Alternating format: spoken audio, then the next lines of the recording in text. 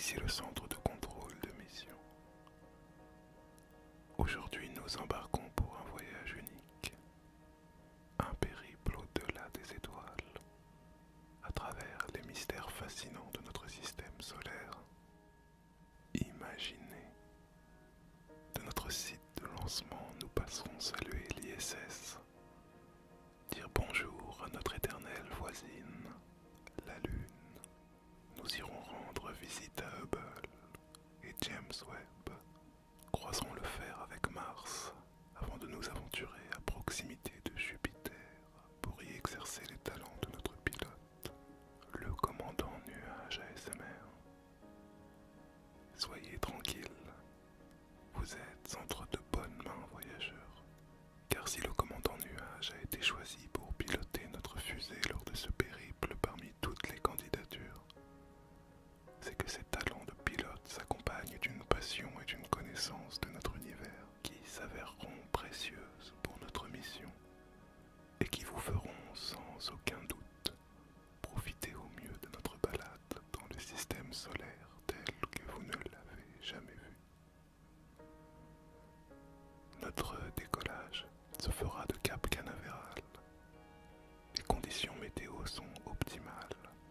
Notre niveau de carburant est au maximum et tous les appareils sont fonctionnels.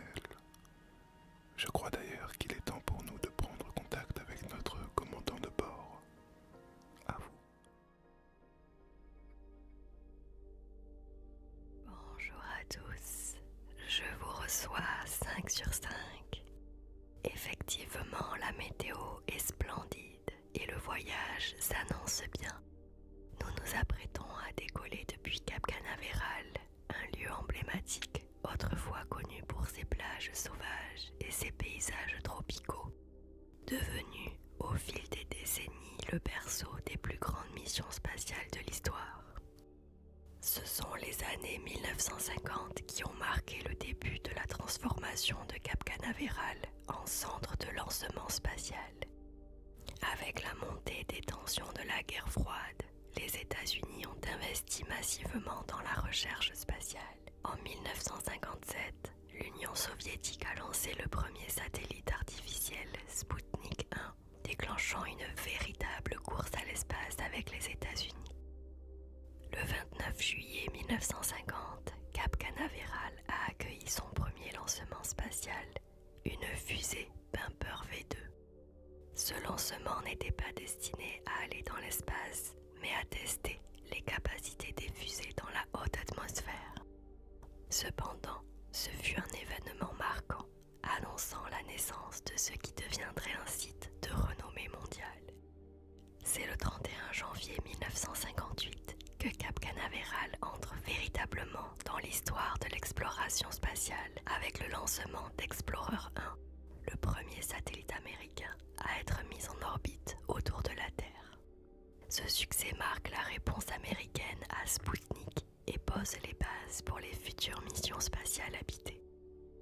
Avec la création de la NASA en 1958, Cap Canaveral devient un pilier central du programme spatial américain.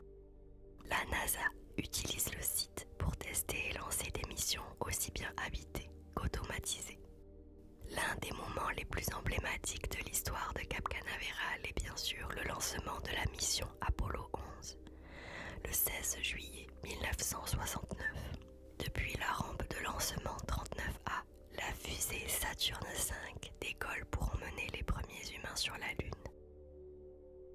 Ce moment marquera non seulement la victoire des États-Unis dans la course à l'espace, mais aussi un exploit sans précédent dans l'histoire de l'humanité. Aujourd'hui, Cap Canaveral est plus actif que jamais. En plus de la NASA, des entreprises privées comme SpaceX et Blue Origin utilisent ces installations pour leurs propres missions spatiales. La Falcon 9, développée par SpaceX, décolle régulièrement depuis Cap Canaveral pour envoyer des satellites, des marchandises et des équipages vers notre première destination, la Station spatiale internationale. L'un des plus grands succès récents de Cap Canaveral est le lancement du télescope spatial James Webb en décembre 2021. Ce télescope, beaucoup plus puissant que Hubble, nous offre des images encore plus détaillées des premières étoiles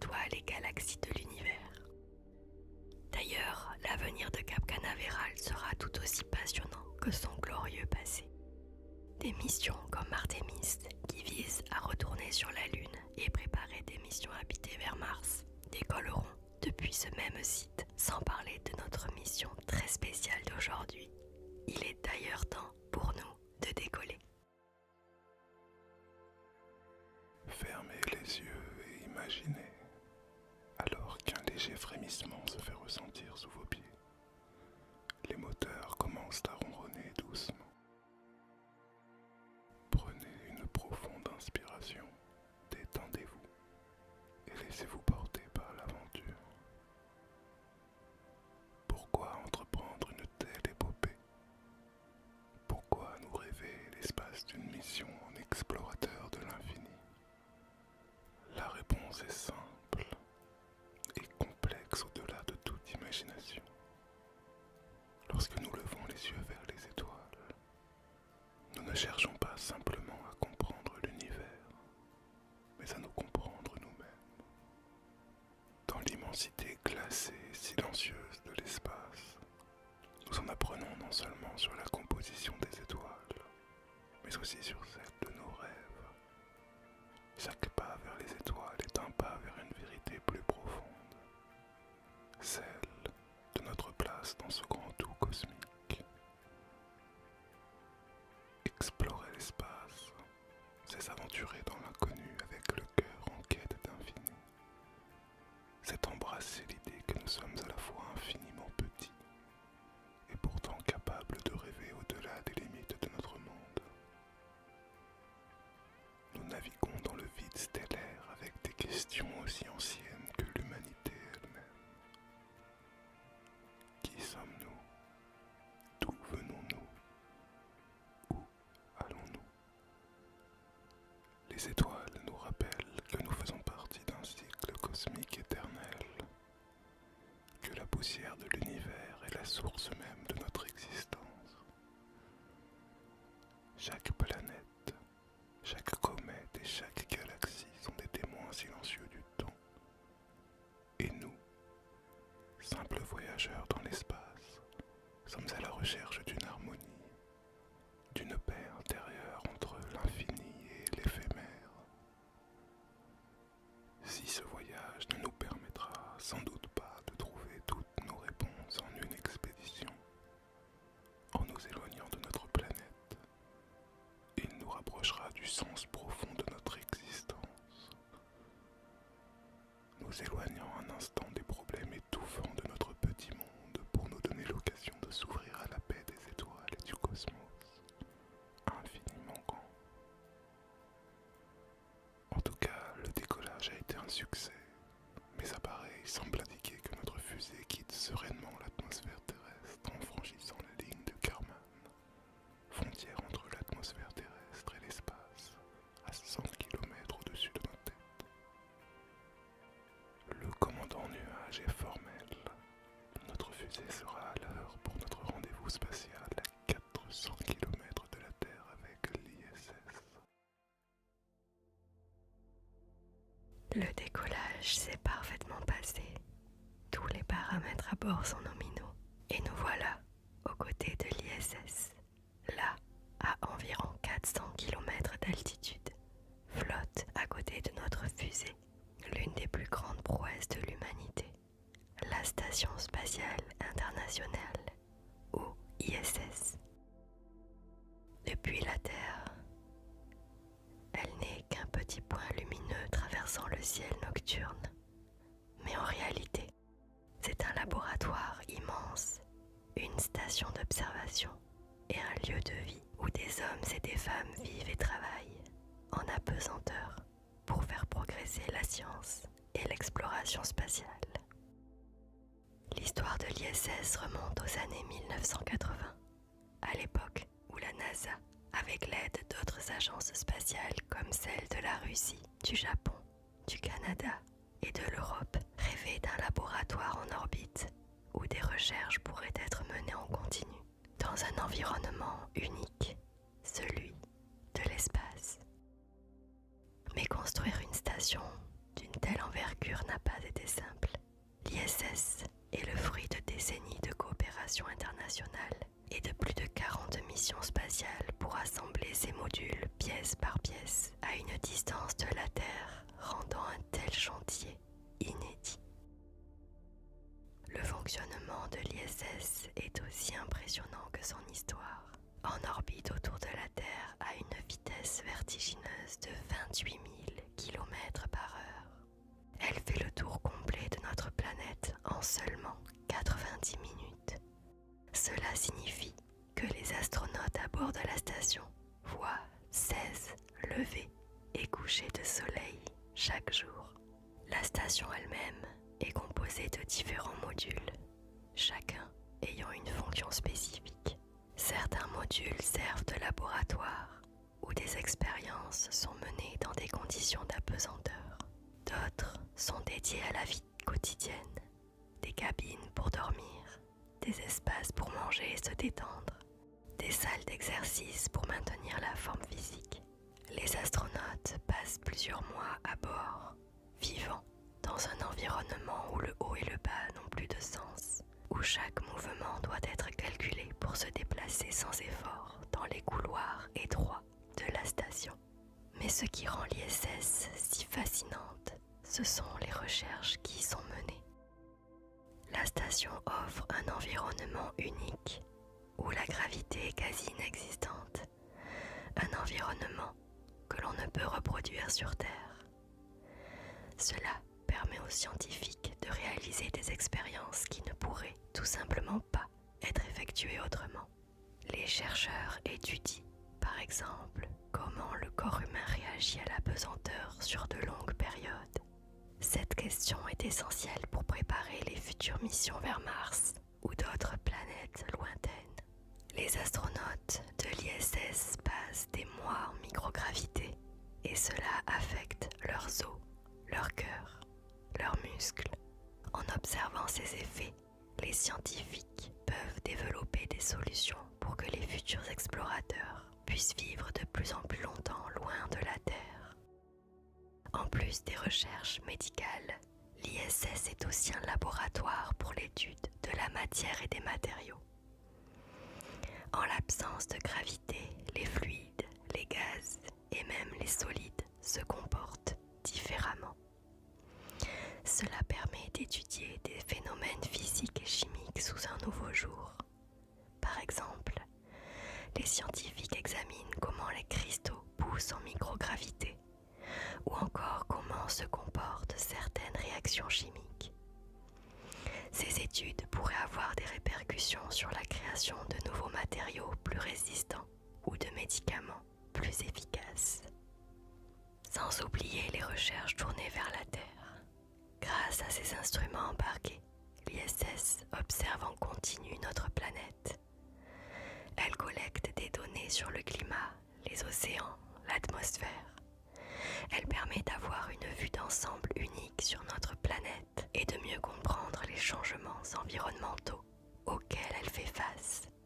Finalement, en venant saluer l'ISS lors de notre voyage, ce sont plus de 240 astronautes de 19 pays différents qui ont déjà vécu à bord de la station depuis son lancement en 1998 que nous venons saluer. Alors quand nous rentrerons sur Terre, souvenez-vous que lorsque vous apercevrez ce point lumineux traverser le ciel nocturne, des hommes et des femmes travaillent à bord pour que peut-être un jour nous puissions explorer encore plus loin.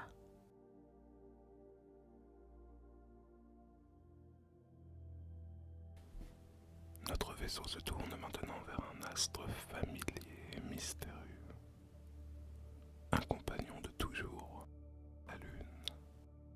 Elle est là, à la fois si proche et si lointaine, flottant dans le noir velouté du cosmos, comme une perle suspendue. Depuis la nuit des temps, l'humanité a levé les yeux vers elle, fascinée par sa lumière douce teintée d'argent. La Lune a été muse, énigme et même divinité, symbole de rêve et de légende. Pour les anciens, elle guidait les cycles de la nature, les marées et les saisons. Pour les poètes,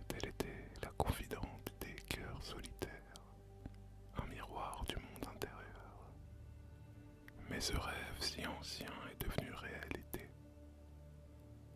Et l'homme, en un bond prodigieux, a marché sur elle.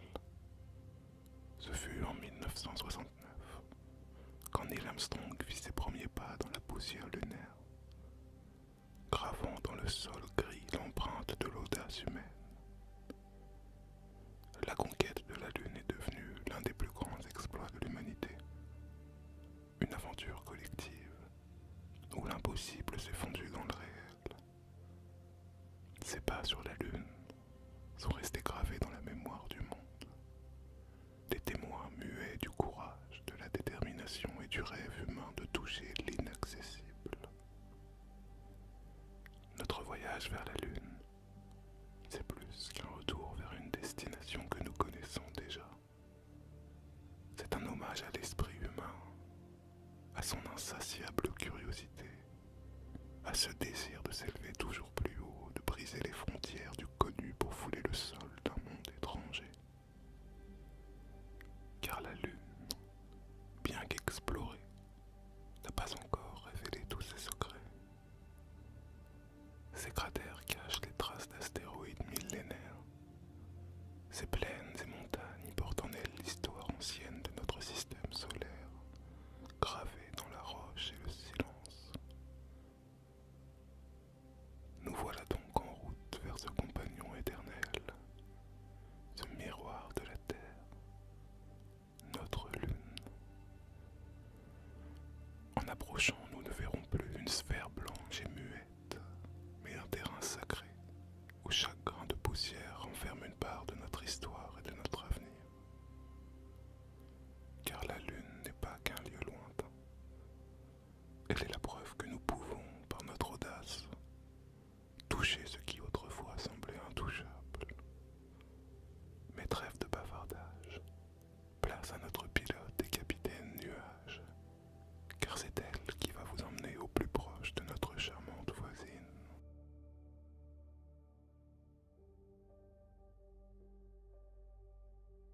Notre manœuvre pour se placer en orbite lunaire est un succès.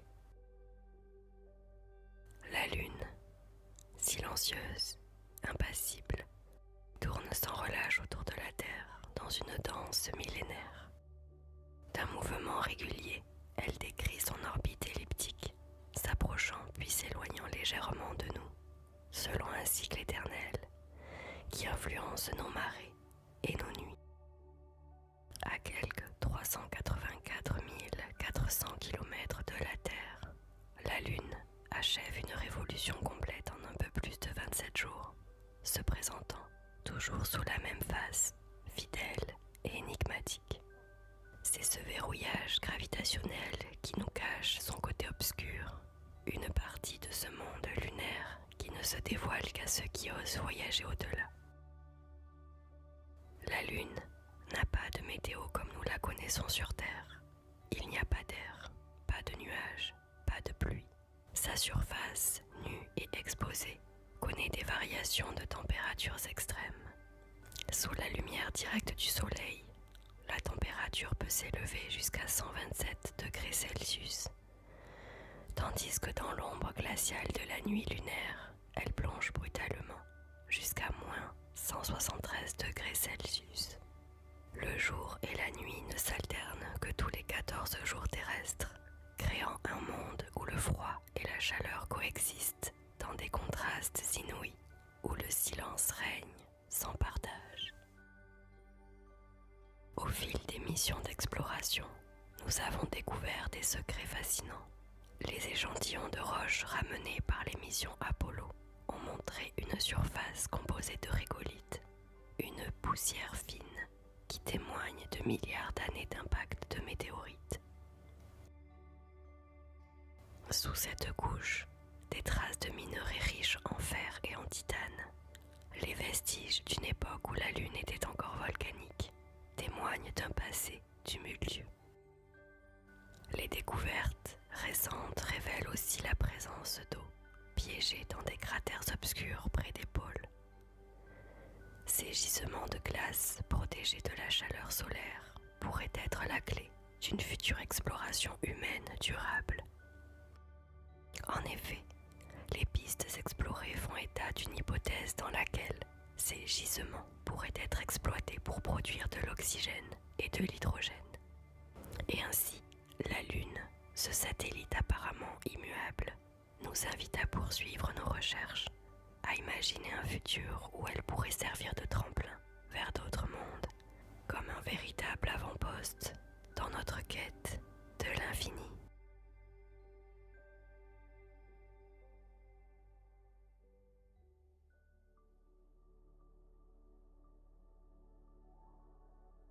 Nous quittons les abords de la Lune et poursuivons notre vol. Je vois depuis la Terre qu'à mesure que nous avançons dans l'espace, vous devriez pouvoir apercevoir de véritables trésors de l'humanité.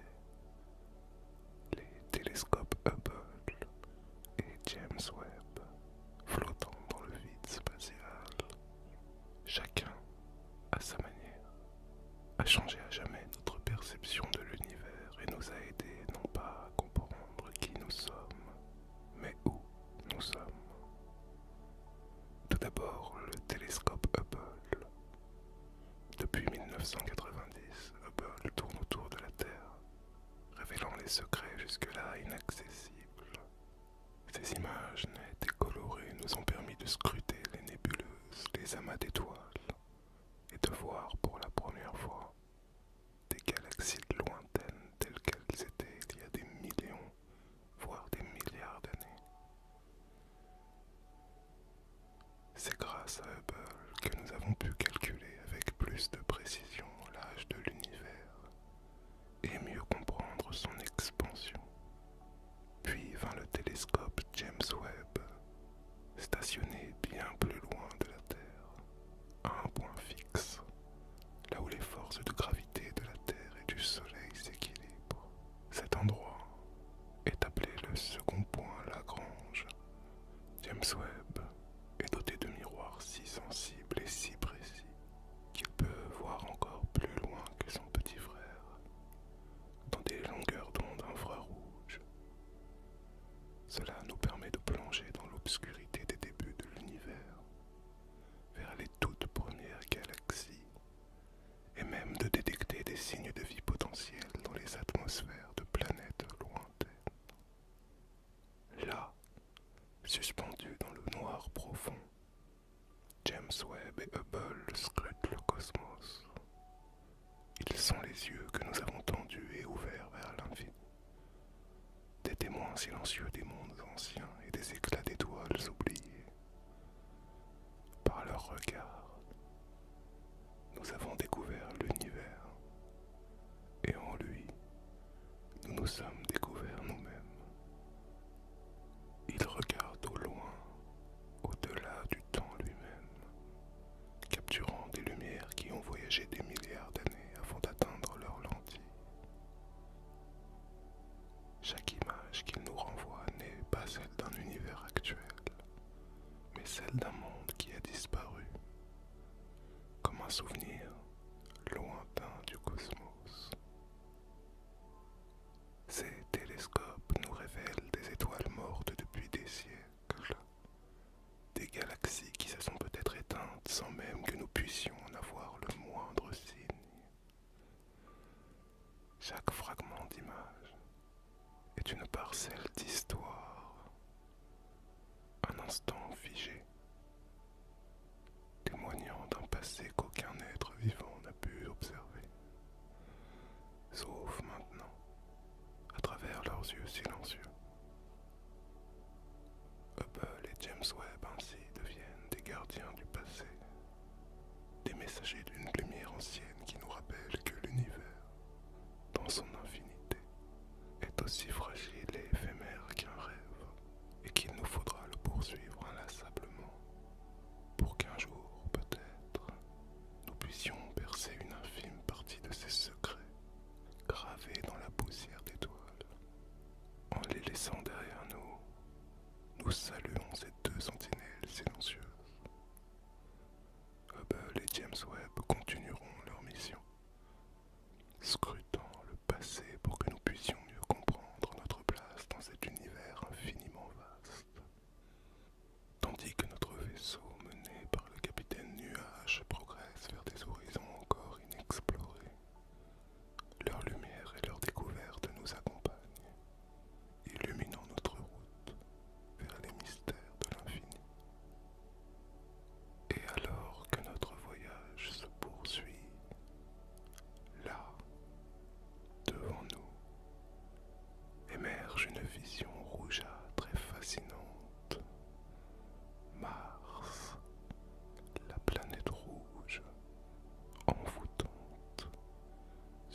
suspendu dans le vide comme un joyau ancien qui tournera lentement dans l'ombre du cosmos. C'est plein de sable et de poussière. Ces montagnes et ces canyons, témoins silencieux de l'histoire de notre système solaire, nous accueillent, alors que notre vaisseau s'approche, frôlant son orbite. À cet instant précis, alors que Mars révèle ses mystères, je vous laisse entre de bonnes mains, celle de notre capitaine, qui elle aussi porte en elle la force de l'exploration et le rêve d'atteindre l'inconnu. Nous sommes arrivés sur le seuil de Mars. Ouvrez bien les yeux, car Mars, sous ses airs de grande dame silencieuse et rougeoyante, a bien des secrets à nous révéler. Sa surface est couverte de poussière de fer oxydé, ce qui lui donne sa couleur rouge distinctive, telle une étendue de rouille stellaire.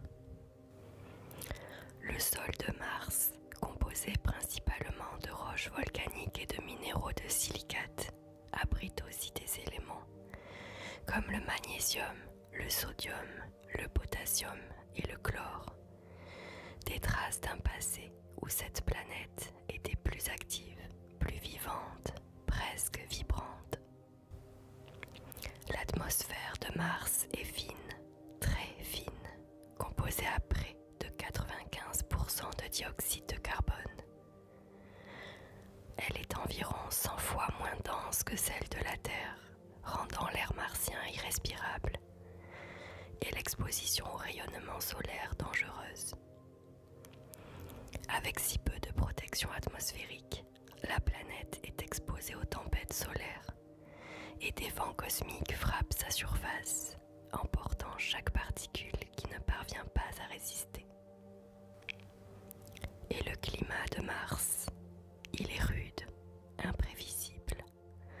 Les températures peuvent y plonger bien en dessous de zéro, atteignant parfois des moins 125 degrés Celsius dans les régions polaires en hiver. Et s'élevant modestement à 20 degrés Celsius au maximum à l'équateur en été.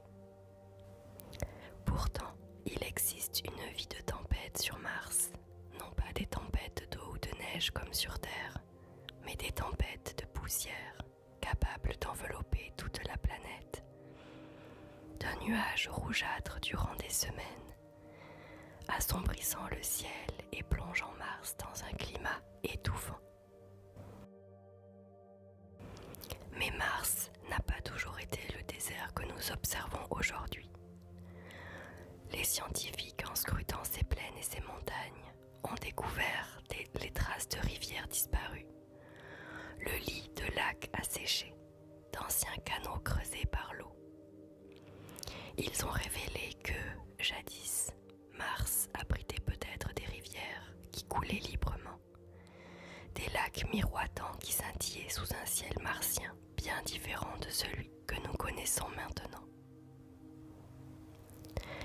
Il est probable que la planète ait eu, il y a des milliards d'années, une atmosphère bien plus dense, capable de retenir la chaleur et de permettre à l'eau de s'écouler. Mais quelque chose a changé. L'orbiteur européen Mars Express et les robots américains, comme le rover Curiosity, Perseverance et les précédents comme Opportunity, ont exploré et continuent de fouiller ces paysages millénaires. Ils nous ont révélé des minéraux qui se forment en présence d'eau, des indices géologiques qui racontent une époque lointaine où Mars pouvait peut-être abriter des formes de vie microscopiques. Sur Mars, nous avons aussi découvert des montagnes vertigineuses et des volcans endormis. Le mont Olympe, le plus grand volcan connu du système solaire, s'élève ici, presque 3 fois plus haut que l'Everest, dominant les plaines martiennes de son sommet solitaire. À côté de lui, le Valles Marineris, un canyon géant, s'étend sur des milliers de kilomètres, semblable à une cicatrice béante. Un témoignage de la tectonique violente qui a autrefois secoué cette planète. Ainsi, Mars est bien plus qu'une planète désertique et glaciale. Elle est un monde en perpétuelle évolution, sculpté par le vent, le froid et le temps. Un monde où chaque tempête et chaque grain de poussière raconte une histoire, un fragment d'un passé perdu, en attente de ceux qui viendront un jour les écouter. Qui sait, peut-être nous y poserons, nous, un jour. Mais notre mission d'aujourd'hui nous pousse à relancer nos moteurs et à nous remettre en route. Notre fusée doit en effet se remettre en route vers Jupiter, dont l'ombre lointaine se dessine petit à petit. Ce géant qui, peu à peu, commence à se dévoiler, suspendu dans le vide, majestueux et imposant. La distance qui nous sépare de lui est vertigineuse. 590 millions de kilomètres au départ de la Terre. Mais à mesure que nous approchons, Jupiter semble s'étendre, immense, capturant notre regard et absorbant notre esprit dans ces bandes de nuages colorés, ces tempêtes éternelles. Jupiter est bien plus qu'une planète, c'est une force de la nature, un royaume de gaz, de vent et de tempêtes où la gravité est presque une prison. Elle tourne avec une énergie inouïe, créant dans son atmosphère une valse hypnotique de couleurs, des brins sombres aux éclats orangés et blancs, et au centre, cet unique œil démesuré, la grande tache rouge, une tempête gigantesque, enragée depuis des siècles, peut-être des millénaires, balayant tout sur son passage comme un cœur battant avec violence. Autour d'elle gravitent des lunes étonnantes, chacune un monde à part entière. Io, volcanique et torturée en perpétuel mouvement, crachant ses éruptions de soufre sous l'effet de l'attraction puissante de Jupiter. Puis Europe, mystérieuse et glacée, abritant sous sa surface gelée un océan où la vie pourrait se cacher, discrète et silencieuse. Au-delà encore, Ganymède, le plus grand des satellites de notre système solaire, et Callisto, marqué de cratères solitaires et lointains. Le voyage vers Jupiter est un voyage vers les origines de notre système, vers ce noyau de gravité qui, par sa force, façonne même le destin de notre Terre. Car Jupiter est aussi un gardien, attirant vers lui des astéroïdes qui pourraient menacer notre monde.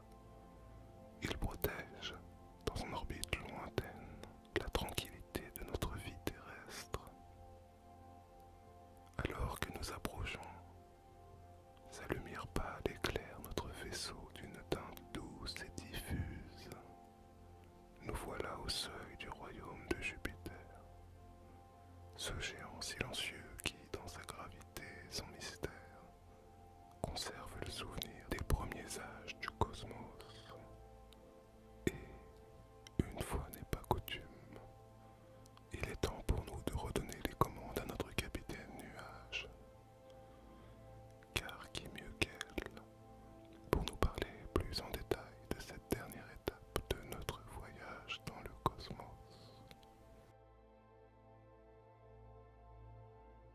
Nous arrivons à destination à 591 millions de kilomètres du petit point bleu qui nous sert de maison se dresse Jupiter, la géante de notre système solaire. Un monde d'une ampleur si colossale qu'il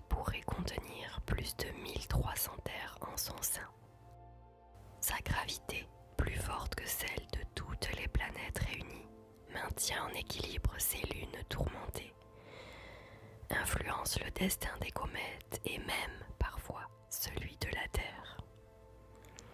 Mais derrière son apparence majestueuse se cache un environnement farouche aux conditions météorologiques inimaginables, où le vent et la tempête se déchaînent sans répit.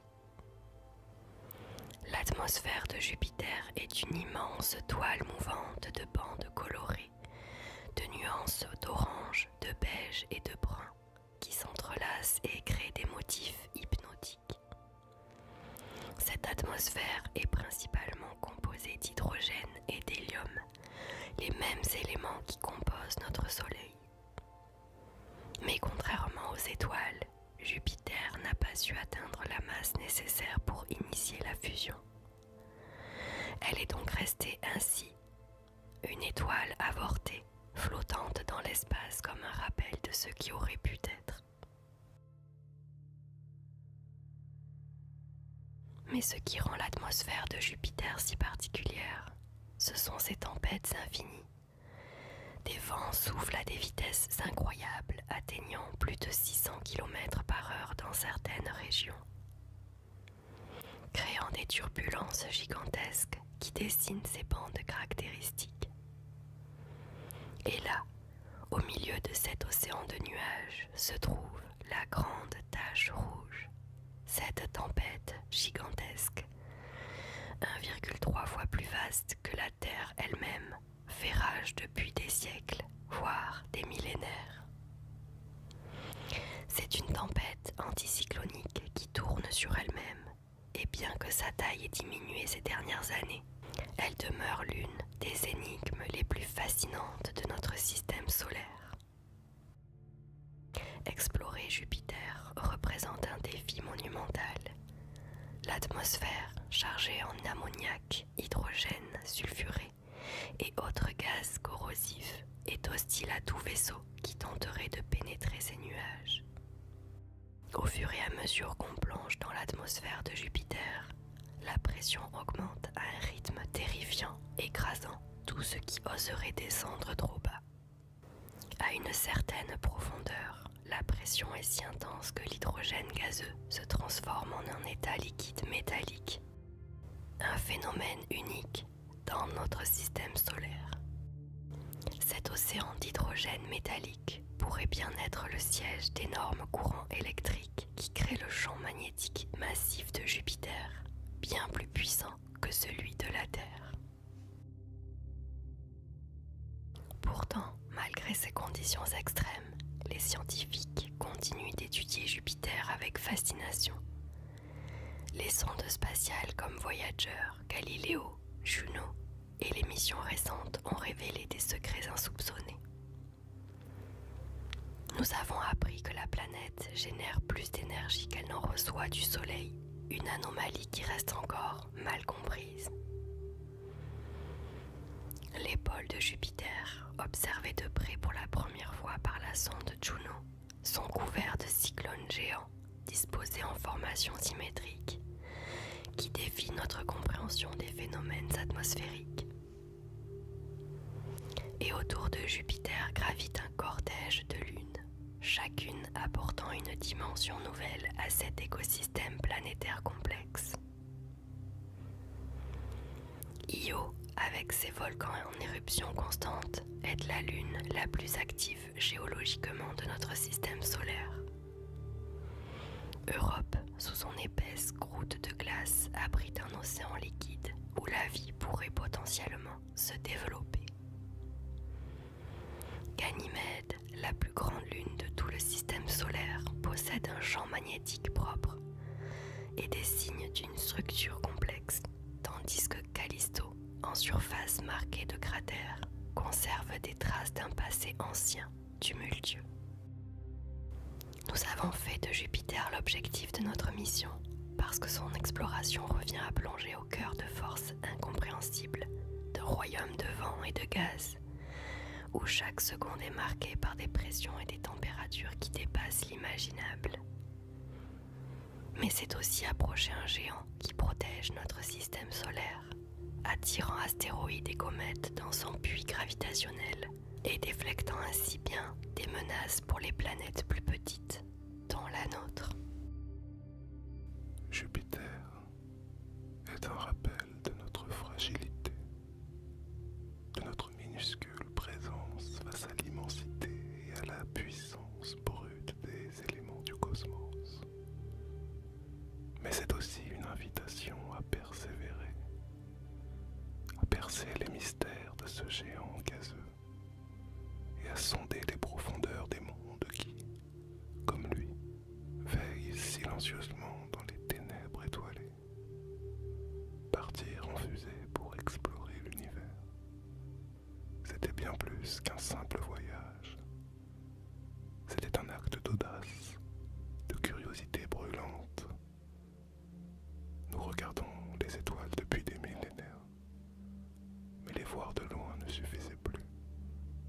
Il fallait s'en approcher, s'élever au-dessus des certitudes, franchir la fine couche de notre atmosphère pour entendre le silence des astres, pour sentir la froideur et la splendeur du vide.